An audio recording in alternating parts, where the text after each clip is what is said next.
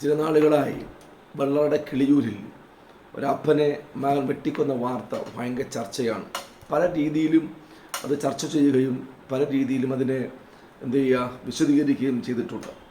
എന്നാൽ അതിനവസാനം കണ്ടുപിടിച്ചത് അതിന് പിൻപിൽ ഒരു സാത്താന്യ ആരാധനയുടെ പങ്കാളിത്തമുണ്ട് എന്ന് തിരിച്ചറിഞ്ഞു. ബ്ലാക്ക് മാജിക് ആണെന്ന് തിരിച്ചറിഞ്ഞു. നമുക്ക് നോക്കാം, എന്താണ് സാത്താന്യ ആരാധനയുടെ പ്രത്യേകത, എന്താണ് ബ്ലാക്ക് മാജിക്. ശ്രദ്ധിക്കൂ, ഈ സാത്താന്യ ആരാധന എന്ന് പറയുന്നത് അവിടെ നടക്കുന്ന അധാർമികത, ഒന്നാമത്തെ ചിന്ത അവിടെ നടക്കുന്ന അധാർമികതയാണ്.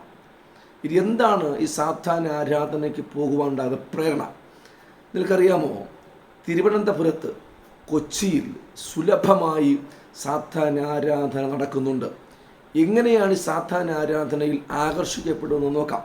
ഇതിൽ ഒന്നാമതായി കണ്ണികളുണ്ട്. സാത്താന്യ ആരാധനയിൽ പ്രത്യേകിച്ച് ഒരു കോൺസെൻട്രേഷൻ ചെയ്യുന്നത് യുവതികളെയും യുവാക്കളെയുമാണ്. അതിൽ മുഖ്യധാരയിൽ നിൽക്കുന്നത് ഒത്തിരി സാമ്പത്തികത്തിൽ മുമ്പിൽ നിൽക്കുന്ന, സാമ്പത്തികത്തിൽ ഉന്നതിയുള്ള ഒരുപാട് തലമുറകളെയാണ്, യുവാക്കളെയാണ് ഈ സാത്താന്യ വർഷിപ്പിലേക്ക് ആകർഷിക്കപ്പെടുന്നത്. എങ്ങനെയാണ് ആകർഷിക്കപ്പെടുന്നത് ചോദിച്ചു കഴിഞ്ഞാൽ, ആദ്യമായി ഈ സാത്താന്യ വർഷിപ്പിൽ പോകുമ്പോൾ തന്നെ അവർക്ക് ഈ വ്യക്തികൾക്ക് ആവശ്യമായ ഇഷ്ടങ്ങൾ അവർ നേടിക്കൊടുക്കുകയാണ്. അധാർമികമായ രീതിയിലുള്ള പ്രവൃത്തികൾക്ക് കൂട്ടുനിൽക്കുകയും അതിലേക്ക് അവർ ആകർഷിക്കപ്പെടുകയും ചെയ്യുന്നുണ്ട്. മനസ്സിലായി കാണുമെന്ന് വിശ്വസിക്കുന്നു. രണ്ടാമത് നിങ്ങൾ ശ്രദ്ധിക്കണം, ഈ വെള്ളടയിൽ കിളിയൂരിൽ രണ്ടൊരു വാർത്ത വന്നു. രാത്രിയിൽ ഈ ചെറുക്കൻ്റെ മുറിയിൽ ഒരു കറുത്ത വസ്ത്രം ധരിച്ചുകൊണ്ട് പെണ്ണ് വന്നു എന്ന് പറഞ്ഞു. ഇതേ പെണ്ണ് കല്ലറയിൽ ചില കുട്ടികൾ കണ്ടു എന്നും പറയുന്നു. അത് യാഥാർത്ഥ്യമാകാനാണ് സാധ്യത. കാര്യം, ഇതിൻ്റെ ഈ ചെറുക്കൻ കൊന്നിട്ടുണ്ടെങ്കിൽ അത് സ്വന്തം ഇഷ്ടത്താലല്ല, അതിൻ്റെ പിൻപിൽ വലിയൊരു മാഫിയ ഉണ്ട് എന്നുള്ളത് തന്നെയാണ് യാഥാർത്ഥ്യം. ശ്രദ്ധിക്കൂ, ഇനി എന്താണ് ഈ സാത്താന്യ വർഷിപ്പ് എന്ന് പറയുന്നത്? ഇടയ്ക്കൊരു വർഷങ്ങൾക്ക് മുമ്പ് ഒരു പേപ്പർ ലിസ്റ്റ് വന്നായിരുന്നു. എന്താണ് സാത്താന്യ വർഷിപ്പ് ലിസ്റ്റുകൾ? അത് ഞാൻ കേട്ടത് ഇങ്ങനെയാണ്. ഒന്നാമത്തെ വിഷയം, സാത്താന്യ വർഷിപ്പിൻ്റെ ആരാധനയിലെ ഒന്നാമത്തെ സബ്ജക്റ്റ്, പ്രാർത്ഥന സബ്ജക്റ്റ്. ഒന്ന്, കുരിശ് തിരിച്ചു വയ്ക്കുക. രണ്ട്, പിന്നെ പാസ്റ്റർമാർക്കെതിരെ ഉള്ള പ്രാർത്ഥന. മൂന്നാമത്തെ പ്രാർത്ഥന സബ്ജക്റ്റ്, പെന്തക്കോസ് ആരാധനാലയങ്ങൾക്കുള്ള എതിരെയുള്ള പ്രാർത്ഥന. നാലാമത്തെ വിഷയം, ഹോസ്പിറ്റലുകളിൽ പെന്തക്കോസ് അല്ലെങ്കിൽ ക്രൈസ്ത് പ്രാർത്ഥിക്കുന്ന സഹോദരിമാർ ഗർഭിണിയായി പോയിക്കഴിഞ്ഞാൽ അവിടെ ആ ഹോസ്പിറ്റലുകളിൽ പ്രസവം നടക്കുമ്പോൾ ആ കുഞ്ഞുങ്ങൾ അവിടെ വെച്ച് മരിക്കുകയോ അല്ലെങ്കിൽ അവർക്ക് ശുശ്രൂഷ കിട്ടാതെ പോകണമെന്നുള്ള ഒരു പ്രാർത്ഥന സബ്ജക്റ്റ് ഉണ്ട്. നിങ്ങൾക്കറിയാം, ഏകദേശം 8-7 വർഷങ്ങൾക്ക് മുമ്പ് ഈ ഒരു വാർത്ത വന്നിട്ടുണ്ട്. തിരുവനന്തപുരം ജില്ലയിൽ അനേക പെന്തക്കോസ് സഹോദരിമാർ പ്രസവാനന്തരം മരണപ്പെട്ടു പോയിട്ടുണ്ട്. നിങ്ങൾ ചിന്തിക്കും, പ്രാർത്ഥിക്കുന്നവർക്കെതിരെ ഇത് എഫക്റ്റ് ആകുമോ എന്ന്. എനിക്കറിയില്ല. ഈ രണ്ടും വാർത്ത ഞങ്ങൾ അന്ന് ഒരു 8 വർഷങ്ങൾക്ക് മുമ്പ് പലയിടത്ത് പ്രസംഗിച്ചതാണ്. പലയിടത്ത് നമ്മൾ ഇതിൻ്റെ വ്യക്തമായ ധാരണ പ്രാർത്ഥിക്കുന്ന സഭകൾക്ക് നൽകിയിട്ടുണ്ട്. ഇതാണ് അവരുടെ സബ്ജക്റ്റ് എന്ന് പറയുന്നത്. കാര്യം, സാത്താന്യ വർഷിപ്പിൽ ഏറ്റവും കൂടുതൽ ഭയപ്പെടുന്നത് പ്രാർത്ഥിക്കുന്ന ജനത്തെയാണ്. അപ്പം അങ്ങനെ ഇരിക്കുമ്പോൾ പ്രാർത്ഥിക്കുന്ന ഒരു വീട്ടിൽ നിന്ന് ഒരു ഇരയെ കിട്ടിയത് ഭയങ്കര സന്തോഷമാണ്. അത് അവർ നല്ലവണ്ണം മുതലാക്കുകയും ചെയ്തു. ഞാൻ പറഞ്ഞത് വെള്ളടയിൽ നടന്ന സംഭവമാണ്. പ്രാർത്ഥിക്കുന്ന വീട്ടിലെ ഒരു ചെക്കനെ കിട്ടിയപ്പോൾ സന്തോഷമായി. കാര്യം, അവരും ആഗ്രഹിക്കുന്നത് പ്രാർത്ഥിക്കുന്നവർക്കെതിരെയുള്ള പ്രാർത്ഥനയാണ്. അപ്പോൾ ഇവനെ വെച്ച് എന്ത് ചെയ്തു? മുതലാക്കുവാൻ അവർ ചെയ്തു. ഇനി എന്തിനാണ് ഇവനെ വെച്ച് ചെയ്യുവാൻ പ്രേരിപ്പിച്ചു എന്ന് ചോദിച്ചാൽ, ആദ്യമായി ഇവർ കൊടുക്കുന്ന വാണിംഗ് എന്ന് പറയുന്നത്, ഈ സാത്താന്യ ഭക്ഷ്യസ്ഥലങ്ങളിൽ രക്തം കൊണ്ടുള്ള അറപ്പുകളെ മാറ്റാറുണ്ട്. ഞാൻ കേട്ടത് ഇങ്ങനെയാണ്, അറിഞ്ഞത് ഇങ്ങനെയാണ്. എല്ലായിടത്തും എനിക്കറിയില്ല, ചില വർഷിപ്പ് ഈ സാത്താന്യ വർഷിപ്പ് ആരാധനാലയങ്ങളിൽ കോഴികളെ കൊന്ന് മൃഗങ്ങളുടെ രക്തം എടുത്ത് കൈകളിൽ തളിപ്പിക്കാറുണ്ട്. അത് ഫസ്റ്റാണ്.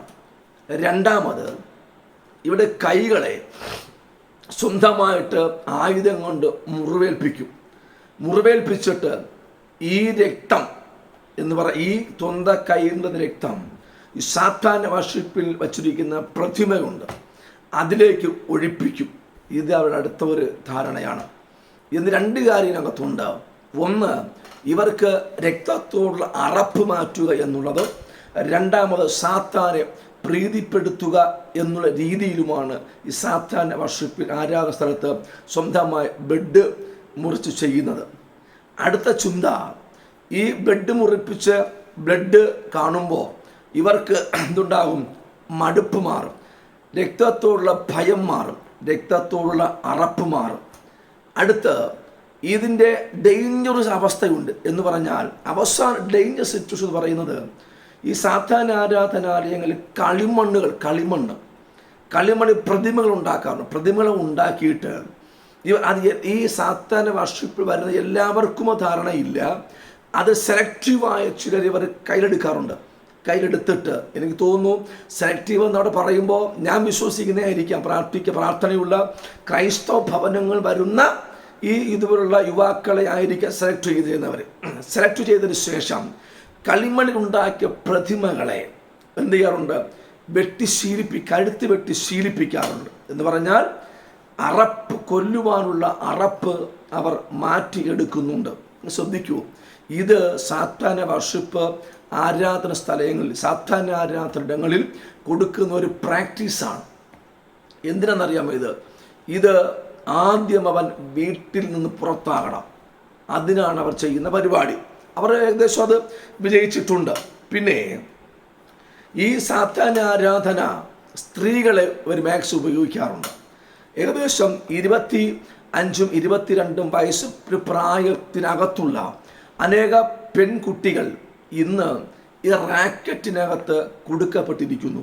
എനിക്കറിയാം കാര്യം, അനേക പെൺകുട്ടികൾ ഇന്ന് ദൈവത്തെ എനിക്ക് വ്യക്തമായി നേരിട്ടറിയാം. ചില ക്ലാസ്സുകളാലും ചില ഇതുപോലെ ഏജന്റ് മുഖാന്തരവും പല പ്രാർത്ഥിക്കുന്ന വീട്ടിലെ പെൺകൊച്ചുങ്ങളെ അപഹരിച്ചു വച്ചിട്ടുണ്ട്. സഭയിൽ പോകാറില്ല, ആരാധനയിൽ പോകാറില്ല, ഇതുപോലെ അപഹരിച്ചു വച്ചിട്ടുണ്ട്. അപകടകരമായ ഒരു സിറ്റുവേഷനിലേക്ക് പോയിട്ടുണ്ട്. എന്നറിയാമോ? ഈ പെൺകൊച്ചുങ്ങളാണ് ഇവരുടെ തുറുപ്പ് ചീട്ട്. ഈ പെൺകുട്ടികളെ വച്ചിട്ടാണ് ഇവർ മറ്റു യുവാക്കളെ വിലപേശി ഈ സാത്താന്യ ആരാധന സ്ഥലത്ത് കൊണ്ടുവരുന്നത്. അതിലേക്ക് വേണ്ടിയിട്ട് പെൺകുട്ടികളെ ഇവർ ചൂഷണം ചെയ്ത് ബ്രെയിൻ വാഷ് ചെയ്ത് പൈശാചികത്താൽ ആഭിചാരങ്ങൾക്കും മാന്ത്രികൾക്കും ഇവരെ ബുദ്ധി മരവിപ്പിച്ച് ഈ സാത്താന്യ വർഷിപ്പിൽ അവരെ കൊണ്ടുവരിക പതിവുണ്ട്. എനിക്കറിയാവുന്ന ഒരു കാര്യം തന്നെയാണ്. ഇനി നിനക്കറിയാമോ, ഈ വെള്ളടയിലെ പ്രശ്നം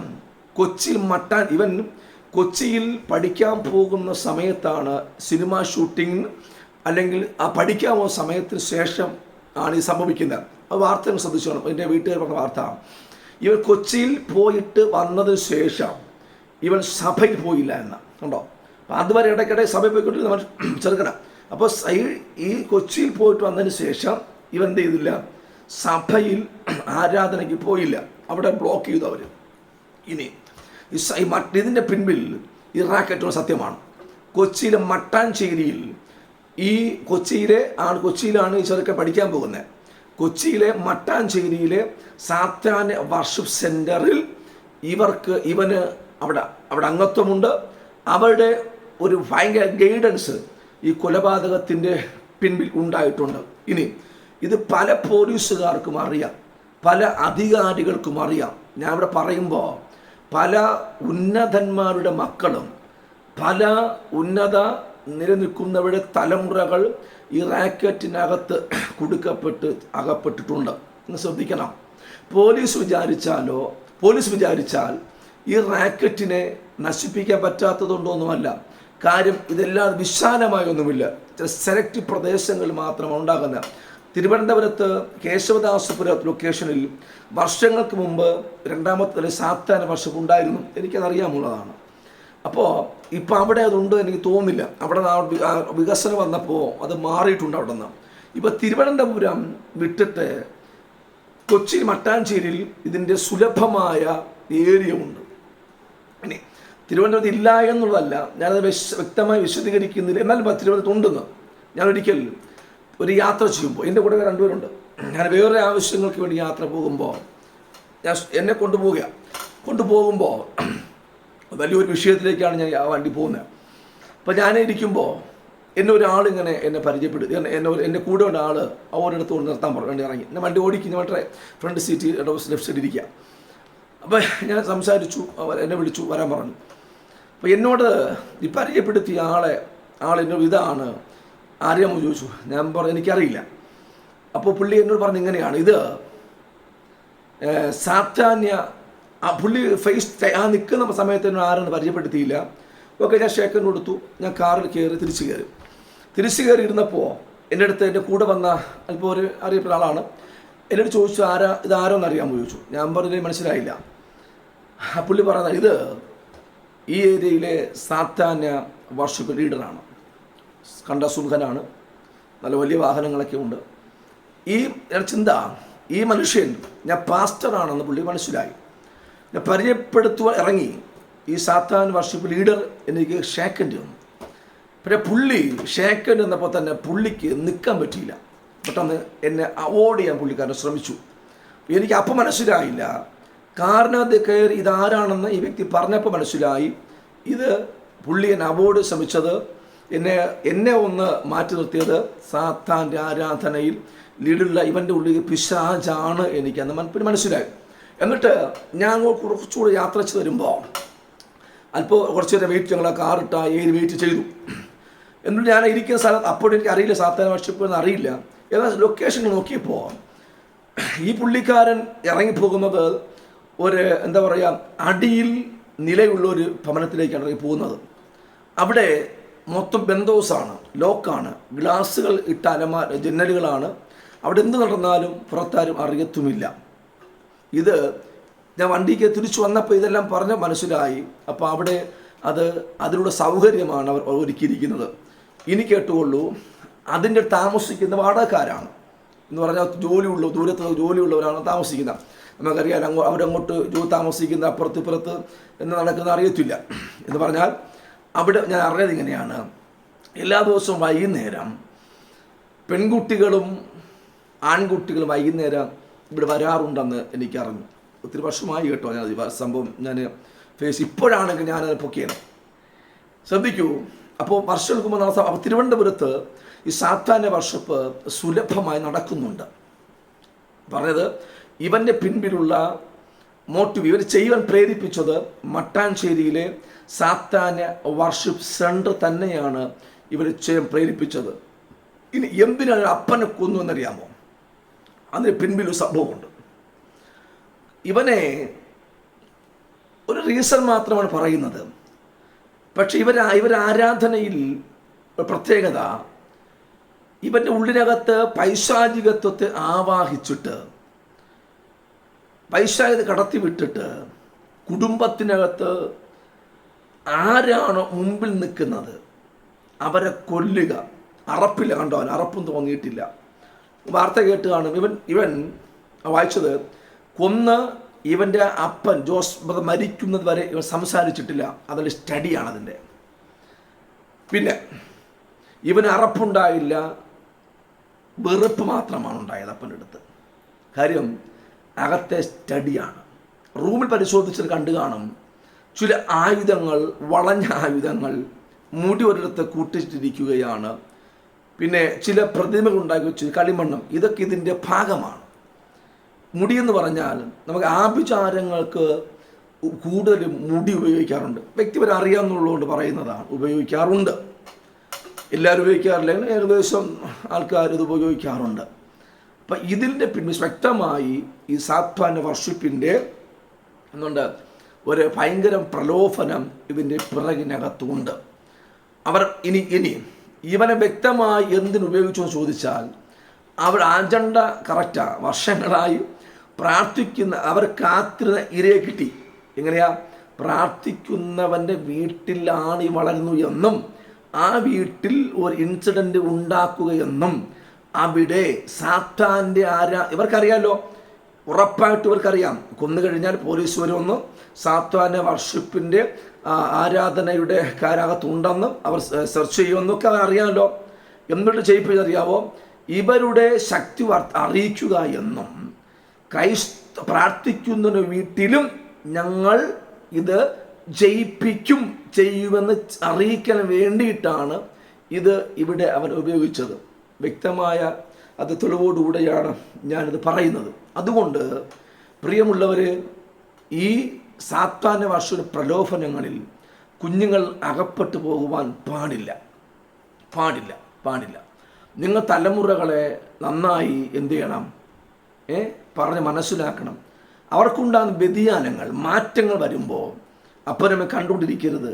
അവരെ പിടിച്ച് സംസാരിക്കുകയോ പ്രാർത്ഥിക്കുന്ന ഏത് പാസ്റ്റർ പറയുകയോ ഒക്കെ ചെയ്യണം. വരുമെന്ന് നോക്കിയിരിക്കല്ലേ, അവസാനം പോവും പ്രാർത്ഥിച്ചില്ല എങ്കിൽ. അതുകൊണ്ട് ഈ ചെറുക്കൻ ജീവിതം പോയി, ലൈഫ് പോയി. ഉണ്ടോ? സന്തോഷത്തോടെ ജീവിച്ച ഒരു ഭവനത്തിൻ്റെ സമാധാനം അസ്തമിച്ചു, സന്തോഷം നഷ്ടപ്പെട്ടു പോയി. അമ്മ വിധവയായി, സഹോദരി മകൾ അപ്പനില്ലാത്ത മകളായി. ഇവനോ അമ്മയ്ക്ക് മകൻ കാരാഗ്രഹത്തിനായി, സഹോദരിക്ക് സഹോദരൻ എവിടെ പോയി? തടവറയ്ക്കകത്ത് പോയി. ശ്രദ്ധിക്കൂ, ഇതിൻ്റെ പിമ്പിൽ വ്യാപരിച്ച അന്ധകാരമാണ് ഇതിൻ്റെ ഏറ്റവും വലിയ ഉദാഹരണം. ഇനി ഞാൻ നിയമങ്ങളോട് പറയാം. നിങ്ങൾ ഇതൊക്കെ കാണുമ്പോൾ പത്രം മാധ്യമങ്ങൾ കുറച്ചൊരു അൻകുർ നടത്തും, പോലീസ് അന്വേഷിക്കും. ഒന്നും നടക്കത്തില്ല. ഇത് ആദ്യത്തെ സംഭവം. നന്തങ്കോട് ഒരു സംഭവം ഉണ്ടായിട്ടുണ്ട്. സാത്താന്യ വർഷിപ്പിൻ്റെ ഇരയായി സഹോദരങ്ങൾ, അപ്പനും അമ്മയും സഹോദരി മരിച്ചിട്ടുണ്ട്. അന്നും ഭയങ്കരമായ അന്വേഷണമൊക്കെ നടന്നു, ഒരിടത്തും എത്താതെ പോയി.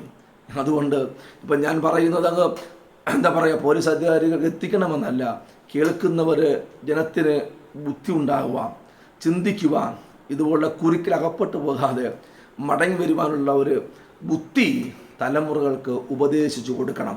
ആ വീട്, എൻ്റെ വീട്ടിൽ നിന്ന് ഒത്തിരി ദൂരമൊന്നുമില്ല വീട്, ആ വീടിൽ നിന്ന് അനാഥമായി പോവുകയാണ്. മാതാവ് താമസിക്കുമെന്ന് എനിക്ക് തോന്നുന്നില്ല. ഞാൻ കേട്ടത് അവർ ആ വീട് വിട്ട് മാറുമെന്നാണ് കേട്ടത്. കാര്യം എൻ്റെ ഭയം കൊണ്ടാണ്. അതുമല്ല, സ്നേഹത്തോടെ ഉല്ലസിച്ച് സല്ലപിച്ചു നടന്ന ഭവനത്തിനകത്ത് ഇരുട്ട്, അന്ധകാരം മൂടി, രക്തം തളം കെട്ടി. എങ്ങനെ ആ വീട്ടിനകത്ത് സ്വസ്ഥതയോടെ ജീവിക്കാൻ പറ്റും? ഞാൻ പറയുന്നത്, ഇതുപോലെ ഭവനങ്ങൾ വരാതിരിക്കണമെങ്കിൽ പ്രാർത്ഥിക്കൂ. തലമുറകൾക്ക് വേണ്ടിയിട്ട് ഇതുപോലുള്ള സാഹചര്യങ്ങളിൽ അകപ്പെട്ടു പോകാതിരിക്കാൻ എന്താ പറയുക, ജാഗ്രത ഉണ്ടാക്കിയെടുക്കൂ. ഇതൊന്നുകൂടെ ഞാൻ പറയാം. ഈ സാത്താന്യ വർഷിപ്പ് നിങ്ങൾ അമേരിക്കയിൽ ഇത് സുലഭമാണ്. അമേരിക്കയിൽ ഒത്തിരി ഉണ്ട്. ഒരിടമുണ്ട്, എനിക്കത് എടുത്ത് പറയാൻ പറ്റും. പല സ്റ്റേറ്റുകൾ, അമേരിക്കയിലെ ഏത് സ്റ്റേറ്റുകൾ പറയുമായിരിക്കാം. പക്ഷേ ഞാൻ പറയാം, ഏത് സാത്താന്യ വർഷിപ്പിലും ഇവർ ഉപയോഗിക്കുന്നത് ഏത് സിമ്പിൾ എന്നറിയാമോ? കുരിശ് തലകീഴ വയ്ക്കുക എന്നുള്ളതാണ്. ബൈബിൾ മടക്കി വയ്ക്കുക എന്നുള്ളതാണ്. കമിഴ്ത്തി വയ്ക്കും. തീർന്നില്ല, ബൈബിൾ നിവർത്തി വച്ചിട്ട് അതിനകത്ത് സാത്താന് ചിഹ്നമുള്ള സാധനം വെക്കും. ഞാൻ ചോദിക്കുന്നു, എന്തിന് ഇവൻ ഈ സാത്താൻ ആരാധനക്കാരൻ? മുസ്ലിം രാഷ്ട്രങ്ങളുണ്ട്, എല്ലാം ചെയ്യുന്നത് ബൈബിളിനെതിരാണ്, ക്രൈസ്തവനെതിരാണ്. ഞാൻ ചോദിക്കട്ടെ, ഒരു സാത്താൻ വർഷിപ്പുകാരൻ എന്തുകൊണ്ട് മുസ്ലിമിന് തൊടുന്നില്ല? കാരണമുണ്ട്. യേശുവും കുരിശും ഒക്കെ യാഥാർത്ഥ്യമാണ്. അത് തന്നെയാണ് സാത്താന് വിലങ്ങും, തന്നെയാണ് സാത്താന് ഭയവും. ഈ കുരിശും പ്രാർത്ഥനയും പ്രാർത്ഥിക്കുന്നത് തന്നെയാണ് ഈ സാത്താൻ എന്നും എതിരെ നിൽക്കുന്നത്. ചിന്തിക്കൂ, അപ്പോൾ ഓർത്തുകൊള്ളൂ, കുരിശും യേശുവും സത്യമല്ലേ? എന്തേ ഈ സാത്താൻ ആരാധിക്കുന്നവർ അവിടെ പറയുന്നത് ഓം ശബ്ദം കേട്ടെന്ന് പറയുന്നേ? അപ്പോൾ സാത്താൻ വർഷിപ്പൊരു ഭാഗമല്ലേ ഓം ശബ്ദം? അവരെന്തുകൊണ്ട് കുരിശ് തലകിരായി വെച്ചിരിക്കുന്നു, ബൈബിൾ മറച്ചു വയ്ക്കുന്നു? എന്തേ മുസ്ലിമിൽ ചന്ദ്രക്കല എടുത്ത് വയ്ക്കുന്നില്ല? വേറൊരു മതത്തിൻ്റെ ഇത് ഉപയോഗിക്കുന്നില്ല? എന്തിന്? കാര്യമുണ്ട്. യേശു സത്യമാണ്, കുരിശ് സത്യമാണ്, ക്രിസ്ത്യാനി സത്യമാണ്. അപ്പോൾ എവിടെയെങ്കിലും സാത്താൻ വർഷിപ്പുകാർ ഇതിനുപയോഗിക്കുന്നുണ്ടെങ്കിൽ അതിനർത്ഥം യേശു മാത്രമാണ് സത്യം, പിശാച് സാത്താൻ വർഷപ്പിന് പേടി യേശുവിൽ തന്നെയാണ്, പ്രാർത്ഥിക്കും തന്നെയാണ്.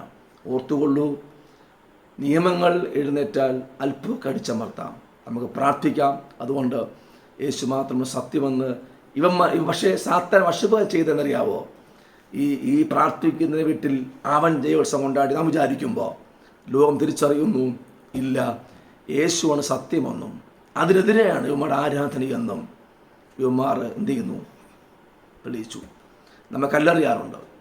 നമ്മൾ കല്ലെറിയുമ്പോൾ നമ്മൾ കൊല്ലാൻ അറിയുന്നേ, പക്ഷേ ഞങ്ങൾ എറിയുന്ന കല്ല് പറക്കി നമ്മൾ കൊട്ടാരം പണിയും. നമ്മൾ എറിയുന്ന കല്ലുകൾ പറക്കി നമ്മൾ വീട് പണിയും. ഞങ്ങൾ എറിയുന്ന കല്ലുകൾ ഞങ്ങൾ എറിയുന്ന കല്ല് പറക്കിയെടുത്ത് അതിൻ്റെ മുകളിൽ ഞങ്ങൾ കയറും. അതുകൊണ്ട് ഈ സാത്താൻ വർഷിപ്പിൻ്റെ പദ്ധതി പൊളിയണം, പ്രാർത്ഥിക്കണം.